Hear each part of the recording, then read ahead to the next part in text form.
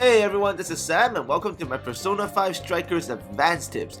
In today's video, I'll be showing you two personas that has the perfect buffs and debuffs and combo attacks. With these two in your arsenal, I guarantee they will make you OP in any boss fights you run into in this game. These personas will give you the rare combo combination of being able to increase your evasion and at the same time lower your enemy's defense. They also come with a skill set where you can cast Brainwash unlimitedly without ever costing SP and also having incredible ice damage and at the same time also costing no SP. In a boss fight situation, you're perfect to hurt the boss and also set up your teammates with great success by lowering the boss's attack, defense, and also buffing your teammates' evasion and criticals. Altogether, you'll be unstoppable.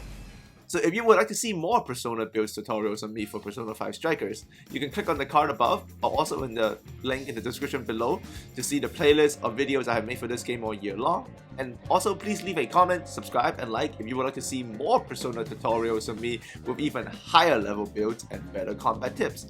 So let's begin by looking at the Ame no Uzume build. First of all, you must first build a Orpheus. So you need to combine a Bearov and a High Pixie to create an Orpheus first, alright? Now, the High Pixie is really important because it needs to be this specific one. So make sure you go to my Persona 5 Strikers playlist to find this specific High Pixie build so you can create this perfect Ame no Uzume.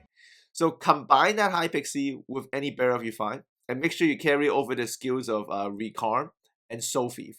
Just those two is enough, but make sure you carry those over, inherit into that Orpheus, and then take that Orpheus you just created, combine it with any Lamia, and you will make a Ame no Uzume.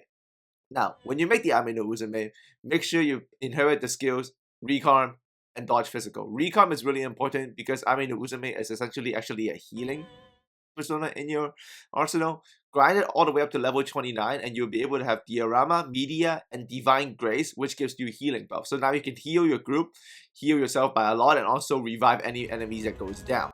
And this build also has the perfect combo, right? So combo number one, if you go square, square, triangle, triangle, your Ame is going to allow you to cast a Masakukuya, which is critical and evasion up not just for yourself but the rest of your team at a wide range. Combo number two for the Ame is a square, square, square, triangle. This is also important because this is going to actually allow you to do a ice spell. But this ice spell, it's got range. You see that? That's a Bufula, and the range is pretty far, so you can cast this in the distance and be relatively safe. So in a fight setting, you can see I discovered this enemy who is weak to ice, but I'm not going to waste any SP by casting a Bufula. I'm just going to do the combo. Cast the Bufula causing no SP, being in the distance relatively safe, and I was able to freeze my enemy, so any enemy that's slowed down or frozen, or if I'm away from the fight, I'm also going to do the other combo and get my critical evasion up for myself and my whole team. That's why this Ame build is so good, combined with all of his healing abilities, right? Now, in terms of the Jack Frost build, you're going to combine it with a Lamia and that same High Pixie I showed you guys earlier. So make sure you go to the playlist, find that High Pixie because you need that specific build. Now, the Lamia, you have to grind her up to level 22. So she comes with Terraja and also Brainwash boost, most importantly. That's what you need. And you're going to take this Lamia, combine it with this special High Pixie that I showed you guys how to build earlier that comes with all of these skills that you're going to need, all of them. And you're going to create this Jack Frost you're going to inherit the skills Soul Thief, Brainwash Boost, and Marin Karen, and Brain Shake. You do that, and then you also grind up this Jack Frost to level him up to level 29, so you get Freeze Boost and Ice Boost. So now you're going to have Brainwash Boost that's going to cost you no SP because of Soul Thief, and at the same time your Ice attacks are also going to cost you no SP, and they're all boosted. And in terms of combo number one for the Jack Frost you want to do is square, square, triangle, triangle. If you do this one, he's going to cast a Makrunda, a wide range attack that lowers enemies' defense. So that's perfect, and it's wide range. It's going to be multiple targets. Combo number two for Jack Frost is square, square, square, triangle. That's going to allow you to cast a close range ice spell. So not as good as Ame's, but remember this comes with Ice Boost and Freeze Boost. So this Bufula from Jack Frost is much stronger. So in a group fight setting, you want to technically start off with Bufula because you feel like you have Ice Boost. So if you do that, you can see the ice damage is insane. I can freeze my targets and get my SP back, and then if I cast the Marin Karen after, which is the brainwash. And now they're all brainwashed, and they're hurt, and they're frozen. And look at me, I've casted 3 spells here, I have full SP. So now if I get away from the fight, they're just gonna kill each other while being already lower damage by the ice attack, and I can just, you know, pick them apart. So here in this sequence, you can see both in action. This is a boss fight, so if you don't want any spoilers, you can stop right now. But if you have difficulty with this boss, you can take a look right here. So I'm starting off pretty much with this boss weakness as ice, so that's perfect. And one moment I want to mention, as you see how the fight plays out and how I like to do it all together. Ame no Uzume, although it's an ice persona, you would think it's afraid of fire, but if you look at the stats, she actually sucks in fire, so you can't hurt her with fire. So a majority of fire personas are actually weak against ice, so Ame no Uzume is ideally perfect to fight against any enemy, persona enemies, or boss that does fire. So you can see throughout this entirety of the fight, I'm casting Marakunda when his defense is not lowered, and when my agility is not up, I will switch back to Ame no Uzume and do the combo attack. So essentially, I am using combo attacks to debuff the enemy and then also buff myself. Now, the debuff is a little bit risky because to debuff the enemy, even though the Marakunda from Dragfrost has a little bit of range, you still need to be within striking distance, especially on the boss, right? But the best news is, you'll see in this film that when I do cast the agility for myself with Ame no Uzume, I actually run away from the enemy and do it because I can do the combo from a distance and still, you know, give myself the evasion and the critical up.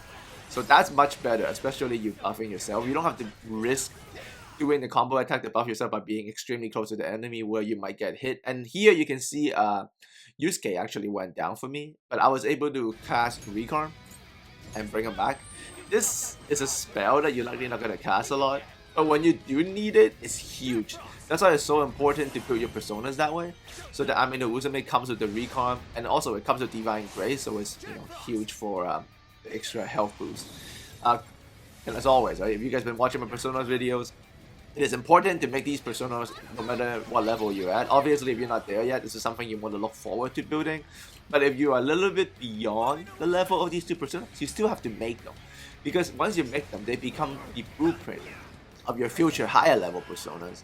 And the great thing about this game is, if you don't build the personas right at the start, it actually has a trickle-down effect where even on your higher level personas, they don't get the ideal skills or the playstyle you need for yourself, right?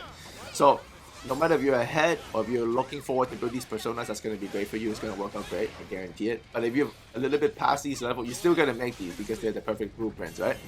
So you can see the rest of the way, I was able to dominate this boss with that back and forth style of just buffing myself, debuffing him, and then using my combo attacks to do ice damage against a boss that's afraid of ice. And also setting up my teammates for success because I lowered the defense.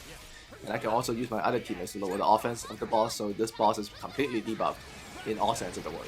Alright, so I'm going to let the clips play the rest of the way so you can enjoy it and see how it plays out. As always, if you got any questions, leave it in the comment section.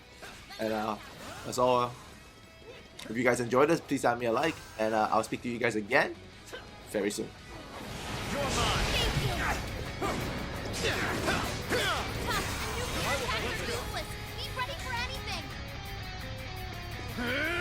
Way to follow up, boss! Not done yet. He's running out of